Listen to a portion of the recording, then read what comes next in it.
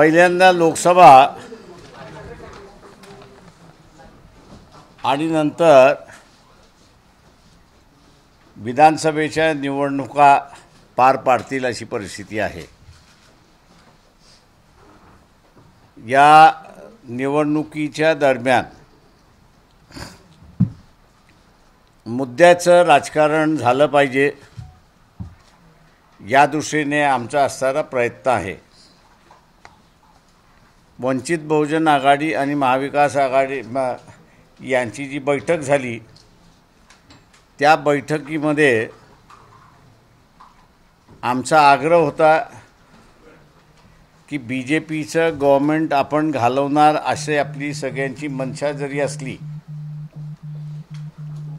आणि उद्या आपण त्याच्यामध्ये सक्सेस झालो तर पुढचा आपला कार्यक्रम काय या संदर्भातली चर्चा आणि म्हणून आम्ही असणारा काही मसुदा इम्पॉर्टंट मसुदा जो आहे तो त्या बैठकीमध्ये सादर केला। त्या बैठकीमध्ये आता निर्णय होईल आणि त्यानंतर पुढच्या बैठका त्या ठिकाणी सुरुवात होतील। परंतु एक सगळ्यात महत्त्वाचा प्रश्न असा मी त्या ठिकाणी मानतो तो म्हणजे कापसाचा आहे असं आम्ही त्या ठिकाणी मानतोय। दोन दृष्टिकोनातून आपण असं आम्ही त्या ठिकाणी मानतोय। एक की फॉरेन एक्सचेंज अर्निंग भारताला कापसातून आज 1,20,502 कोटीचं उत्पन्न आहे, म्हणजे 30% जे फॉरेन एक्सचेंज अर्निंग आहे त्याच्यापैकी आहे। आणि दुसऱ्या बाजूस 60 लाख एम्प्लॉयमेंट डायरेक्टली इनडायरेक्टली या टेक्स्टाईल इंडस्ट्रीमध्ये त्या ठिकाणी कामाला आहेत अशी परिस्थिती आहे। दुसऱ्या बाजूला आज कापसाच्या संदर्भात चायना एक वरती आहे अशी परिस्थिती आहे।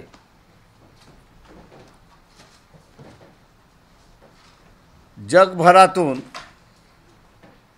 एक मोहीम सुरुवात झालेली आहे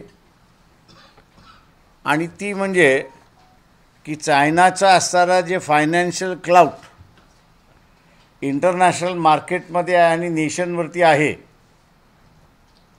त्याला कमी करण्याचा विचार चाललाय अशी असणारी परिस्थिती आहे।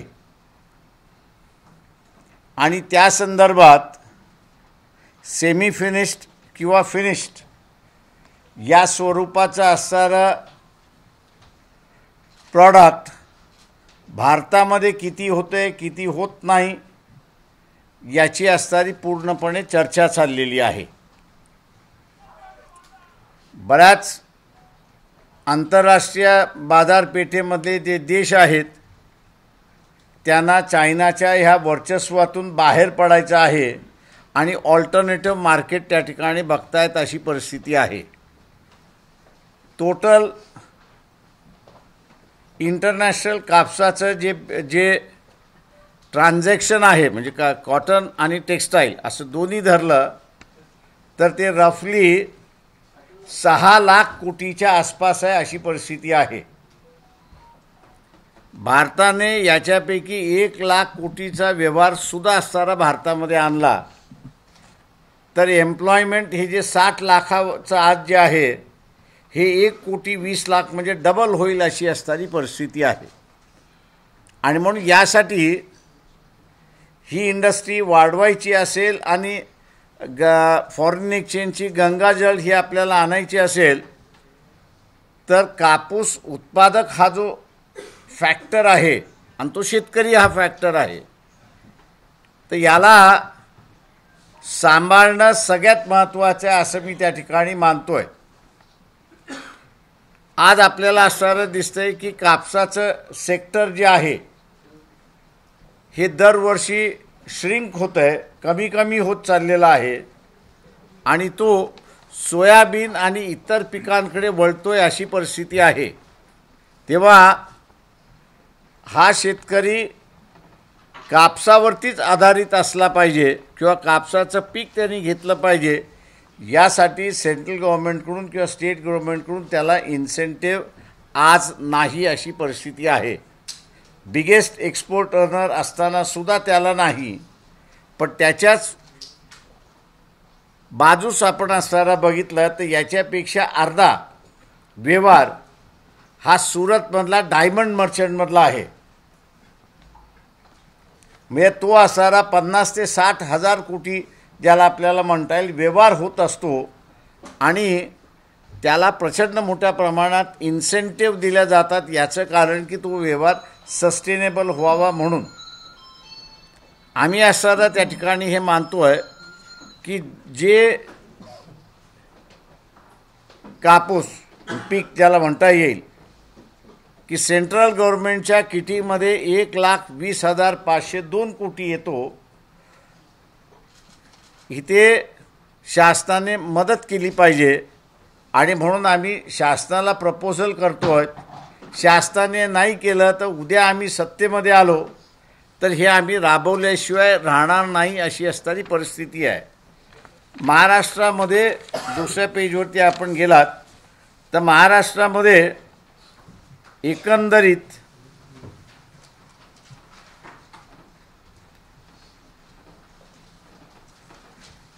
बारा कोटी क्विंटल हा असणारा कापूस होतो महाराष्ट्रामध्ये.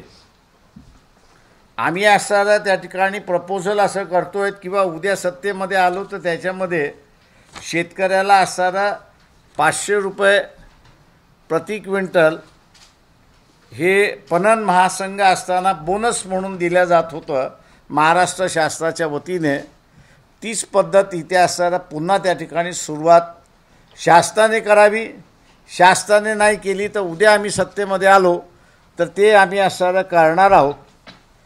बोजा आपण जर बघितला की महाराष्ट्र शासनाच्या बजेटवरती बोजा किती पडेल हा जर आपण विचार केला तर हा बोजा 6,000 कोटीच्या आसपास त्या ठिकाणी जातोय.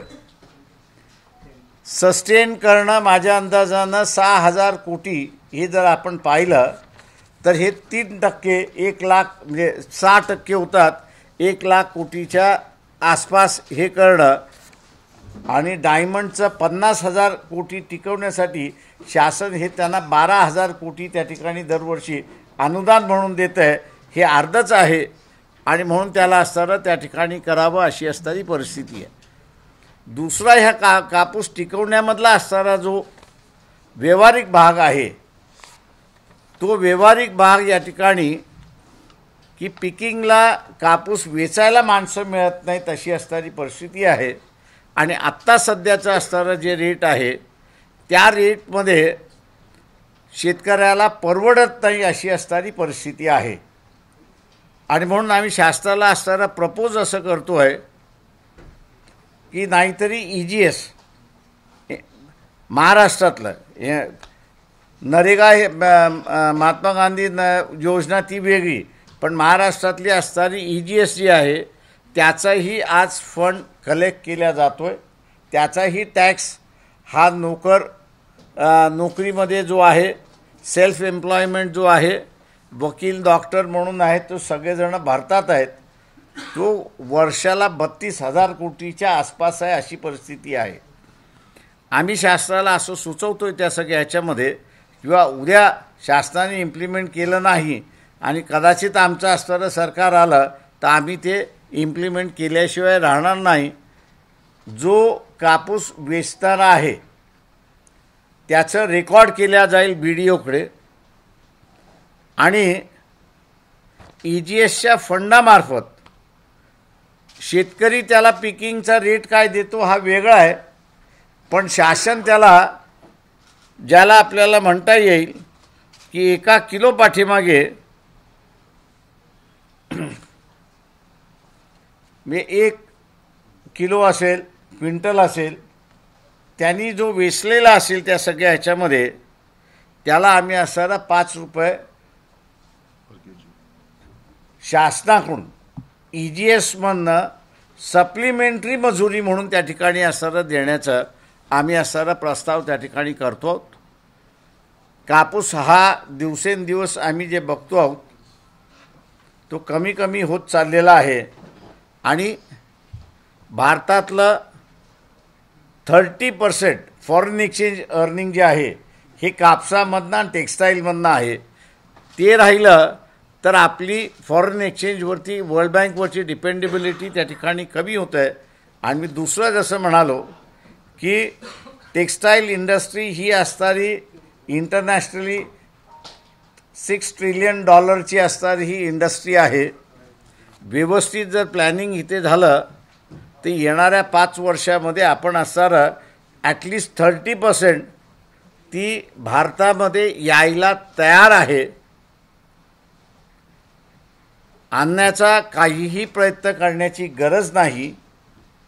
जे काही चायनाचं इंटरनॅशनल क्लाउड झालेलं आहे आज आपल्याला दिसतं आहे की जे डॉलरला सुद्धा चॅलेंज करायला निघालेले आहेत. त्यातून ते असणारं युरोपियन करन्सीला सुद्धा चॅलेंज करायला त्या ठिकाणी निघाले आहेत. त्यातून एक थ्रेट त्या सगळ्यांना असणारं वाटतं आहे आणि म्हणून स्वतःचं असणारं बाईंग सेंटर टेक्स्टाईलमधलं जे आहे कॉटनमधलं जे आहे ते चेंज करायला त्या ठिकाणी पाहतात आहेत. इंडिया त्याचा असणारं डेस्टिनेशन आहे आणि कॉटन सस्टेनेबिलिटी आपण असणारं त्या ठिकाणी वाढवली आणि सस्टेन करण्यासाठी आपण प्रयत्न असं करतो आहे तर हे मार्केट शिफ्ट होऊ शकतं अशी परिस्थिती आहे. आम्ही शासनाला असणारा हा मसुदा पाठवणार आहोत मी जसं म्हणालो. आणि नाही झालं तर उद्याच्या असणाऱ्या जी आघाडी आहे त्या आघाडीमधला असणारं सत्तेमध्ये आलो तर हा आम्ही लागू केल्याशिवाय राहणार नाही असं मी या ठिकाणी जाहीर करतो. माझा निवेदन संपलेलं आहे. ₹500 बोनस जो आहे ₹500 बोनस तो इनफ आहे का? जे शेतकरी चळवळीतले लोक आहेत ते 10,000 ते 12,000 रुपये क्विंटल मागणी करतात आणि भाव आता MSP खूपच कमी आहे. त्या तुलनेत हे रिजनेबल वाटतंय का ₹500 बोनस? मी तुम्हाला असं आम्ही त्याच्यामधलं असणारं जे नाही आहे शेतकरी संघटना काय मागते काय मागत नाही याच्यामध्ये मी जात नाही. परंतु आजच्या स्थितीमध्ये सस्टेनेबल करण्यासाठी ज्याची गरज आहे ती आम्ही असणारं केलं आहे. राहिला कापसाच्या प्राईसचा प्रश्न जो आहे तो प्राईसचा प्रश्न आम्ही सत्तेवरती आल्यानंतर सोडवणार. प्राईसच्या व्यतिरिक्त शेतकऱ्याला काय द्यायचं जे आहे त्याची आम्ही मांडणी केलेली आहे.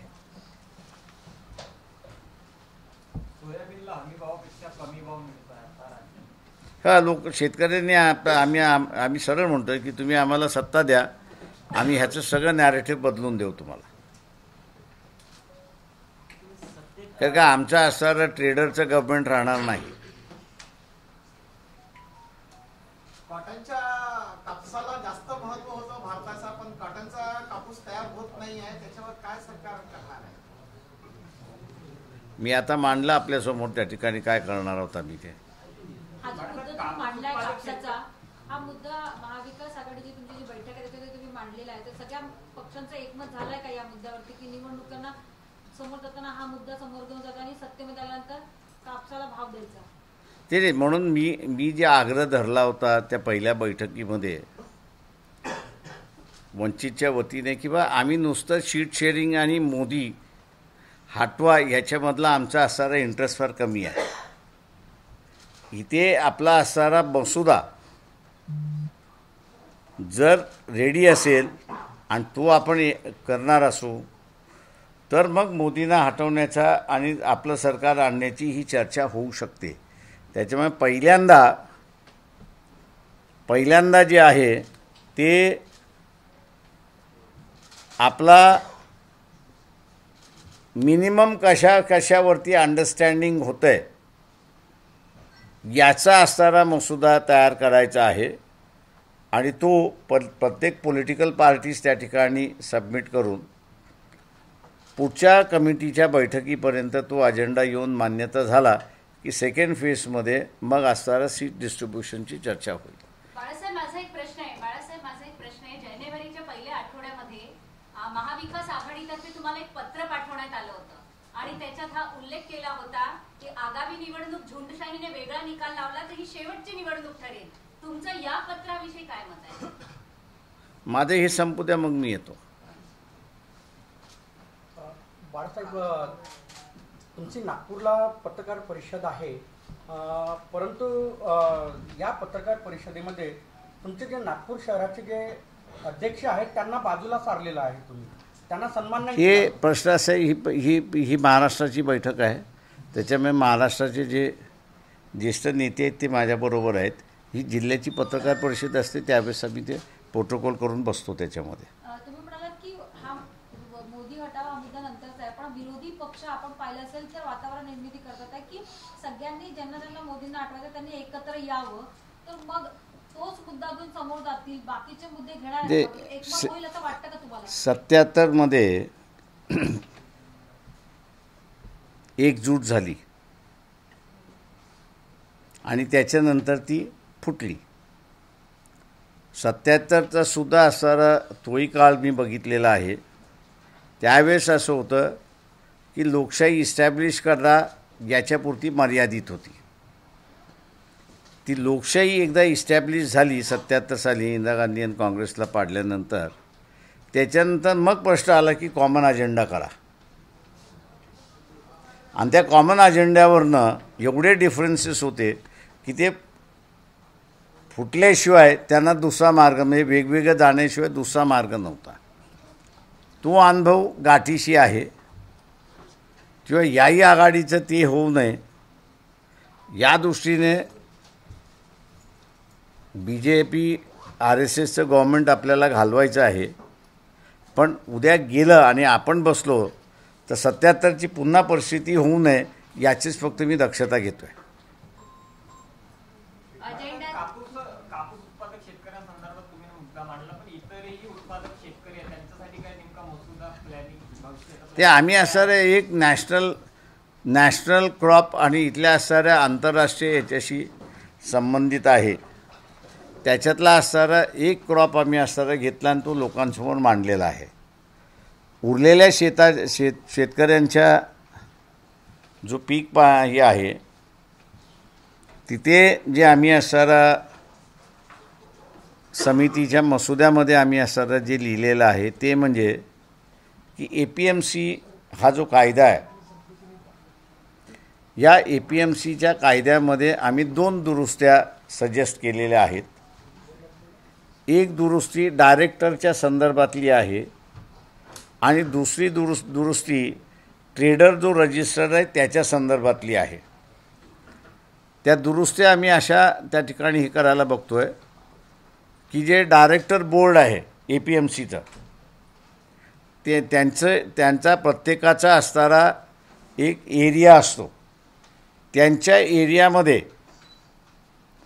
हमी भावापेक्षा कमी ह्याच्याने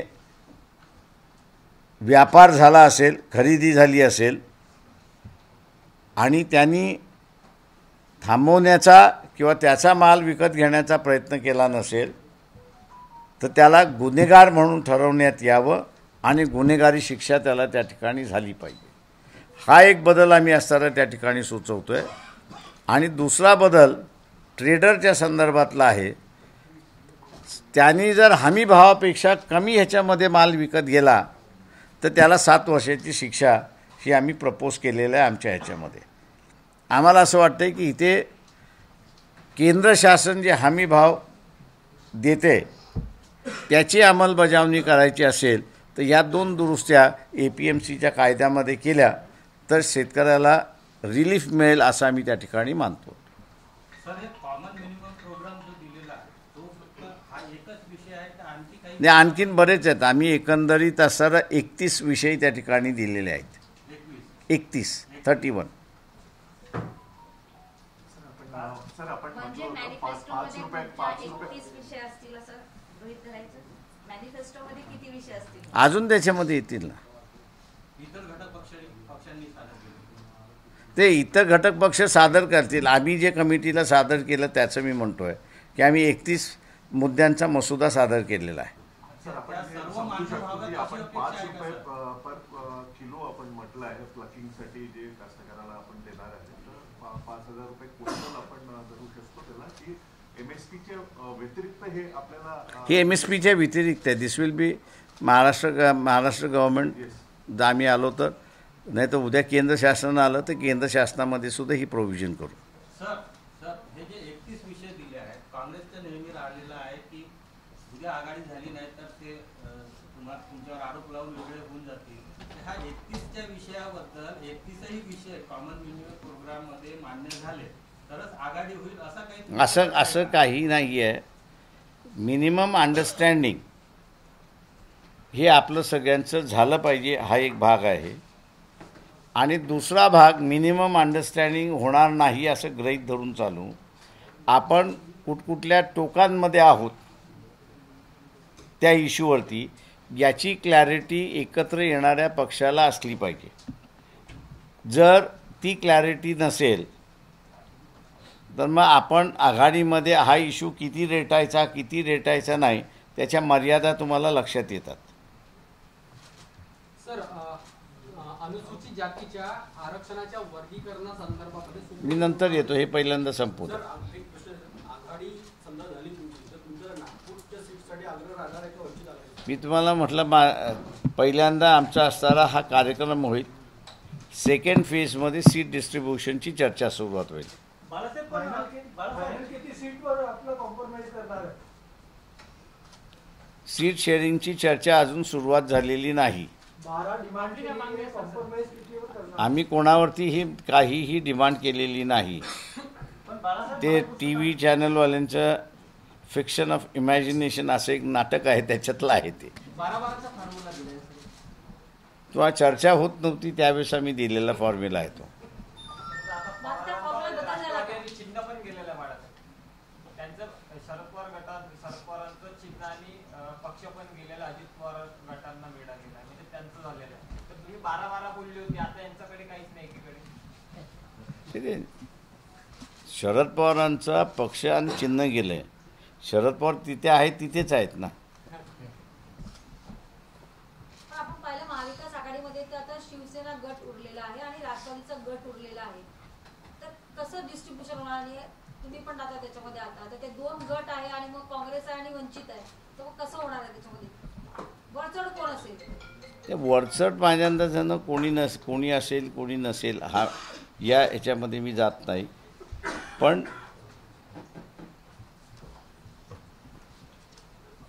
आघाडीमध्ये ती चर्चा जोपर्यंत सीट शेअरिंगची चर्चा जोपर्यंत सुरुवात होत नाही तोपर्यंत वर्चस्व कोणाचे होईल हे आपल्याला आत्ता काही सांगता येणार नाही आहे. कालचा जो निर्णय आला त्याचा किती प्रभाव पडेल निवडणुकांमध्ये? की आता निवडणूक लढवतात त्याच्यावर आधी हा निर्णय झालेला शरद पवारांच्या बाबतीतल्या पक्षातला, तर किती प्रभाव पडेल? तो माझ्यांदा NCP पुरता मर्यादित आहे, तो त्याच्या बाहेर नाही आहे. NCP पार्टीपुरता मर्यादित आहे की सिम्बॉल आणि पार्टी ही असं अजित पवारांबरोबर गेली. जो मास जायचा होता तो गेला आणि जो मास शरद पवारांबरोबर राहायचा होता तो शरद पवारांबरोबर आहे. त्याच्यामुळे ती क्लॅरिटी सगळ्यांनाच आहे तिथे. देशामध्ये आता EVM संदर्भात जनआंदोलन सुरू झालेलं आहे. ती वर्ग युवा तरुण आणि तुमची यामध्ये पक्षाची यामध्ये भूमिका काय आणि तुम्ही आग्रही राहाल का काय? ते माझ्या अंदाजानं तुम्ही वाचत नाही म्हणून असताना EVMच्या संदर्भातली असणारी मागच्या 5 वर्ष कोर्टामध्ये मीच लढत बसलेलो आहे. आणि आता जेव्हा कुठे ते मी प्रूव्ह करेन की ह्या सगळ्या ह्याच्यामध्ये आहेत तेव्हा एव्हरीबडी हॅज जम्प. मी सगळ्यांचं वेलकम करतो आहे या लढ्यामध्ये. आणि त्यांनी कोर्ट आणि इलेक्शन कमिशन दोघांवरती असणारं प्रेशर टाकावं की EVM जसं काउंटिंग होतं तशाच प्रमाणे VVPAT जे आहे तेही काउंटिंग झालं पाहिजे. हे दोन्ही त्यांनी असणारं मागणी करावी अशी माझी त्यांना विनंती आहे. बाळासाहेब, माझा एक प्रश्न आहे. प्रकाश शेडगे यांनी एक पक्षाची स्थापना केली आहे, तुम्हाला सोबत येण्याची ऑफर दिली आहे, त्याबद्दल ते त्यांच्या महासभा जी होती त्या महासभेच्या असणाऱ्या अनेक सभांना मी तिथे हजर होतो. त्याच्यामुळे असणारा जोपर्यंत राजकारण नव्हतं तोपर्यंत जाणं हे होतं. आता माझ्या अंदाजानं त्यांनी राजकीय पक्ष काढला हे बरोबर आहे. त्या सर छगन भुजबळबरोबर जायचं असंही त्या ठिकाणी म्हणतात आहेत. तेव्हा BJPमध्ये राहून छगन भुजबळ याच्यामध्ये कसे राहणार हे आम्हाला पहिल्यांदा बघावं लागेल आणि मगच आम्ही निर्णय घेऊ त्याच्यामध्ये. समजा जर वंचितचं जर याच्यामध्ये महाविकास आघाडीसोबत जमलं नाही तर मग प्रकाश शेंडेचा एक पर्याय तुमच्यासमोर राहील का? नाही, कळलं नाही मला. महाविकास आघाडीसोबत जर वंचितचं बरोबर जोडलं नाही तर मग प्रकाश शेंडेच्या सोबत जाण्याचा पर्याय राहील का तुमच्यासमोर? नाही, प्रकाश शेंडेंनाच मग आम्ही ह्याच्यामध्ये घेऊ ना, आघाडीमध्ये. सर, माझा एक प्रश्न आहे. तुम्हाला जर सत्तेत आले, म्हणजे महाराष्ट्रासंदर्भातच बोलू, सत्तेत आलेत आणि तुम्हाला जर मुख्यमंत्री पदाचा ऑफर आला, तुमचा काय? मी ही पदं बरेच वेळा आली आणि बरेच वेळा नाकारलेली आहे. मला सर रस्त्यावरती जगणं हे मला आवडतं. त्या कैदीमध्ये जगणं मला आवडत नाही. म्हणजे ऑफर आली तर ठुकरावं? मी तर अगोदरपासून ठुकरवत आलो. आता थोडी आहे नवीन.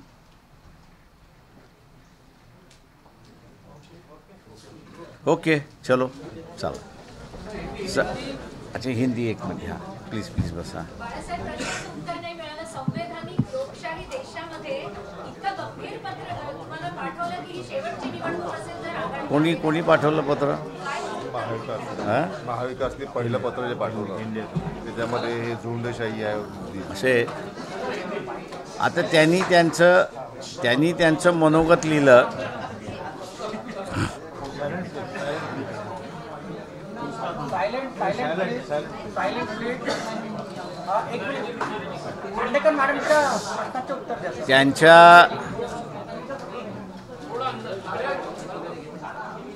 ज्यांनी पत्र लिहिलं त्यांना जे वाटतंय त्यांनी त्याच्यामध्ये आपल्या भावना व्यक्त केल्या.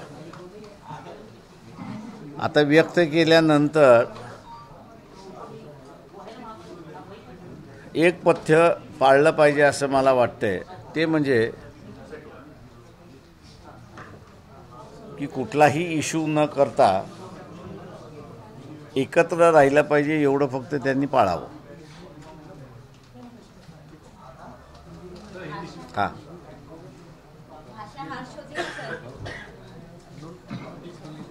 शेवटची निवडणूक म्हणजे फार गंभीर आहे. शेवटची निवडणूक भारतासारख्या देशामध्ये असे इतर सगळ्या पक्षांना तसं ज्यांना वाटते त्यांनी व्यक्त केले. त्यांची भाषा हार्श असेल, पण ती प्रत्येक पॉलिटिकल पार्टीचं आपलं स्वतःचं असणारं एक ॲनालिसिस असतं. त्या पत्राशी सहमत आहात का बाळासाहेब की ही शेवटची निवडणूक असेल तर पुन्हा मोदी सरकार आली तर? इथे जर आरागत माजवायची असेल तर मग शेवटची निवडणूक. बात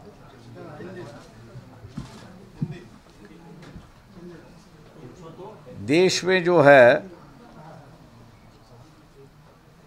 कपास और टेक्सटाइल की इंडस्ट्री जो है ये करीब 1,20,000 करोड़ फॉरेन एक्सचेंज सरकार को मिलता है और लगभग 60 लाख लोग जो है वो कपास की इंडस्ट्री पर डिपेंड है अपना परिवार चलाने के लिए. लेकिन केंद्र और राज्य सरकार दोनों जो है कपास को जितना तवज्जो देना चाहिए उतना तवज्जो नहीं दे रही है. जितना महत्व देना चाहिए उतना महत्व सरकार नहीं दे रही है. और ये है पिछले 5 साल के हेक्टर में कपास की कितनी लागत हुई. अगर हम लोग इसको देखें तो 5 या 6% से कपास की लागत जो है वो कम हो चुकी है और किसान जो है वो कपास के बजाय दूसरे क्रॉप के ऊपर मोड़ रहा है, जो मैं समझता हूँ कि भारत सरकार के लिए चिंता की बात वहाँ पर होनी चाहिए. 30% फॉरेन एक्सचेंज अर्निंग जो है वो कपास से आता है, और इसलिए जिस तरह डायमंड इंडस्ट्री को जो है सरकार प्रोटेक्शन देती है, उसी तरह से मैं ये कहूँगा कि संवैधानिक सरकार की जिम्मेदारी है कि वो कपास को प्रोटेक्शन दे। और इस वजह से हम लोग ये कह रहे हैं कि भैया प्राइस सेक्टर जो है वो केंद्र सरकार फिक्स करेगी, मिनिमम सपोर्ट प्राइस, लेकिन हम लोग ये प्रपोज कर रहे हैं कि 500 प्रति क्विंटल जो है वो किसानों को बोनस के रूप में देना चाहिए। महाराष्ट्र की ही बात करूं हम लोग तो 12 लाख क्विंटल जो है कपास उत्पादित होता है। 500 रुपये पर क्विंटल के हिसाब से 6,500 जो है वो सरकार पर अतिरिक्त बोझा होगा, ऐसा मैं मानता हूं।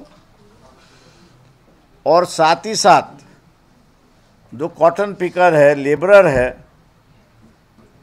किसान जो है उतना मुआवजा ना देने की वजह से कॉटन पिकिंग जो है वो 70% ही होता है और 30% वेस्ट जा रहा है, ऐसी परिस्थिति है। ऐसे हालत में हम लोग ये कह रहे हैं कि सेंट्रल की नरेगा की स्कीम है, MRGS की स्कीम है और महाराष्ट्र में EGS की स्कीम है। महाराष्ट्र स्टेट अगर EGS के स्कीम से अगर 5 रुपया जो है वो पिकिंग के हिसाब से अगर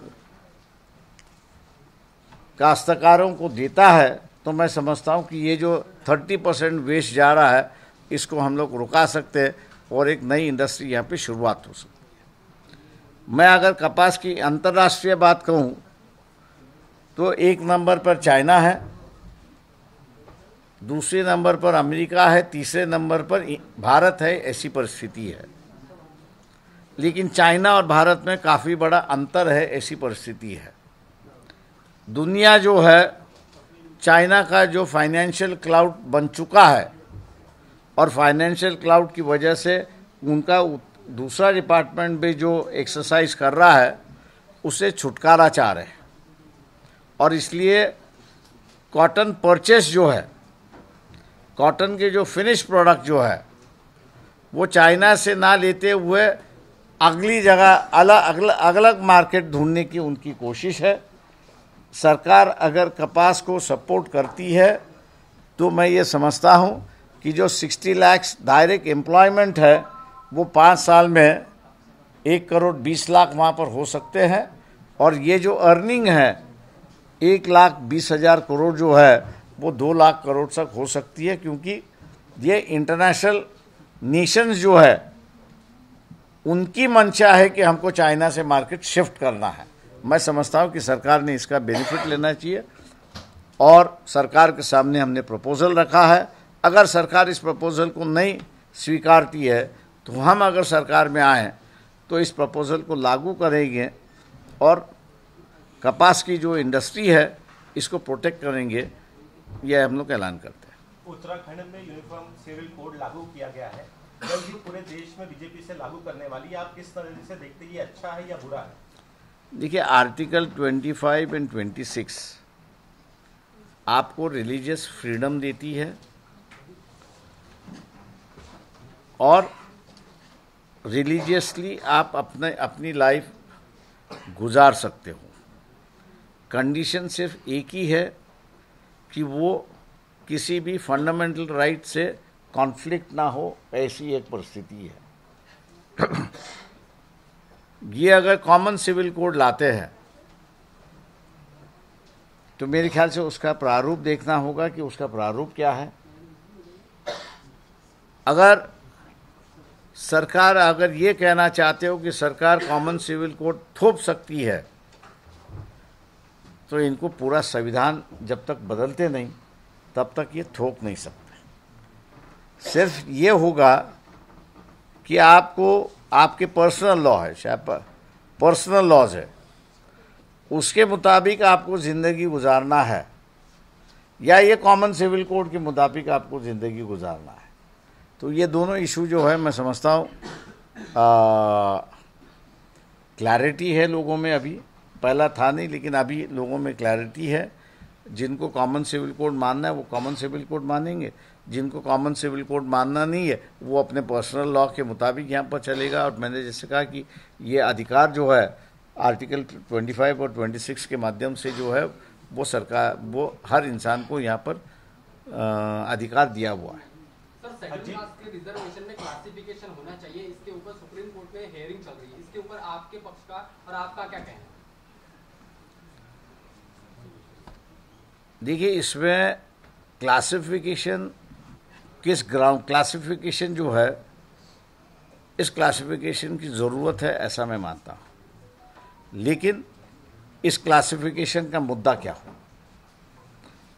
जो सबकास्ट है उसके मुताबिक, मतलब जो चंद्रबाबू नायडू के वक्त हुआ था वो अनकॉन्स्टिट्यूशनल था, क्योंकि सबकास्ट जो है उसके आधार पर हुआ था। लेकिन दूसरा और कोई आधार हो, ये मेरे ख्याल से सुप्रीम कोर्ट ने राज्यों को कहना चाहिए कि भाई आप नए आधार हमारे सामने ले आइए कि आप किस तरह से इसको करना चाह रहे हैं, और फिर उसको संवैधानिक तौर से जांच करनी चाहिए कि ये कॉन्स्टिट्यूशनल है या अनकॉन्स्टिट्यूशनल है।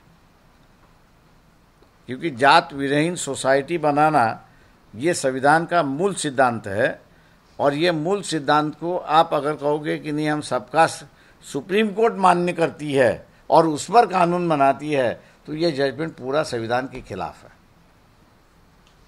अजीत पवार को एनसीपी पार्टी दे दी गई है, चुनाव आयोग ने जो फैसला दिया किससे कितना सहमत है, कितना सही मानते हैं आप?